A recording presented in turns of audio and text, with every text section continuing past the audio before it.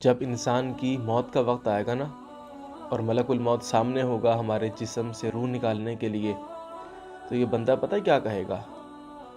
مجھے تھوڑے سے لمحے دے دو، بس کچھ لمحے میں جینا چاہتا ہوں، اور بدلے میں تم سب کچھ لے لو، میری گاڑی، میرا بنگلہ، میری جائیداد، میری کوٹھی، میرا بینک بیلنس، میری بیوی، میرے بچے، میرے رشتہ دار، الغرض دنیا اور دنیا کی ساری چیزیں میں دینے کے لیے تیار ہوں۔ سونا، چاندی، ہیرے، جواہرات، سب کچھ مجھ سے لے لو اور مجھے چند لمحے جینے کی مہلت دے دو۔ قرآن کا فیصلہ ہے فَإِذَا جَاءَ أَجَلُهُمْ لَا يَسْتَأْخِرُونَ سَاعَةً وَلَا يَسْتَقْدِمُونَ۔ جب انسان کا وقت آ جاتا ہے نا تو ایک لمحہ نہ آگے ہوتا ہے نہ ایک لمحہ پیچھے ہوتا ہے۔ ہم میں سے کسی کا بھی وقت آنے والا ہے، کسی کو کچھ نہیں پتا کس نے کب جانا ہے۔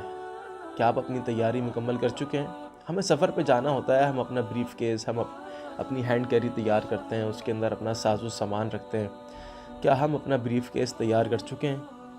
کیا اس کے اندر ہماری نمازیں پوری ہیں؟ کیا اس کے اندر ہمارے روزے پورے ہیں؟